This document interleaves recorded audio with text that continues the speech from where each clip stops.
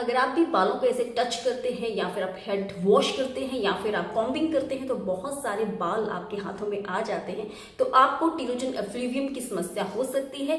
Telogen effluvium एक hair loss का type है, लेकिन अच्छी बात है ये एक टेम्परेरी ही आपके स्काल्प को अफेक्ट करता है और ये 100% क्योर हो सकता है। तो टीलोजन एफ्लूवियम जो है वो सेकेंड मोस्ट कॉमन कॉज है आपके हेयर लॉस का, एंड्रोजेनिक एलोपेशिया के बाद। एंड्रोजेनिक एलोपेशिया में तो फॉलिकल्स अफेक्ट हो जाते हैं, लेकिन अच्छी बात यह है कि जो टीलोजन एफ्लूवियम है उसमें आपके फॉलिकल्स इंटैक्ट रहते हैं, लेकिन आपका जो हेयर है वो थिनिंग हो जाती है, हेयर बहुत ज्यादा फॉल होते हैं, बहुत ज्यादा थिनिंग हो जाती है। इसका बेसिक रीजन कुछ और होता है, प्राइमरली कोई और कॉज होता है और सेकेंडरली इसमें आपको as a result hair fall साथ में दिखाई दे जाता है।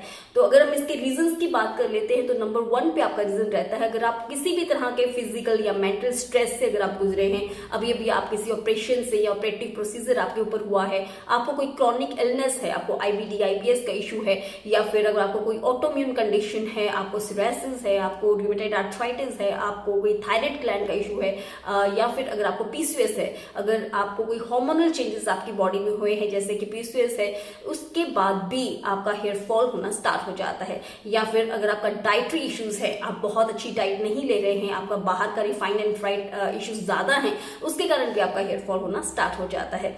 तो इसका अगर हम आयुर्वेद में देखते हैं तो हम इसको खालित्य बोलते हैं, खालित्य। और इसके जो दोष होता है मेनली वो पित्तज होता है। वात और कफ आपके फॉलिकल्स को ब्लॉक कर देते हैं और पित्त जो एग्रीवेटेड पित्त है वो आपका हेयर थिन कर देता है और हेयर फॉल में कारण बनता है। तो डेफिनेटली ये 100% क्योर है विद आयुर्वेदा। आयुर्वेदा की बहुत सारी ऐसी थेरेपीज हैं। आयुर्वेदा में हम सबसे पहले शोधन करते हैं आपकी बॉडी का, आपको ऐसे डिटॉक्स डाइट्स बताते हैं, एंड इसके बाद आपको लगाने के लिए बहुत अच्छे ऑयल्स अवेलेबल है जिसको हम शिरोअभ्यंग बोलते हैं। आप नस्य मतलब नोज में आपको मेडिसिन डालनी होती है। आप बादाम रोगन का ऑयल भी अपने 4-4 ड्रॉप्स नाक में डाल सकते हैं रात को सोते वक्त, उससे भी आपको बहुत फायदा होगा।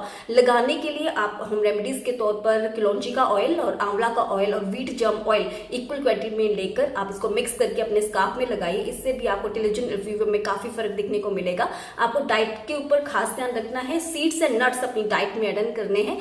इसके अलावा आपको जो हेड वॉश करना है वो बिल्कुल माइल्ड शैम्पू हो जिसमें कि भृंगराज और शिकाकाई और आंवला पड़ा हुआ होना चाहिए।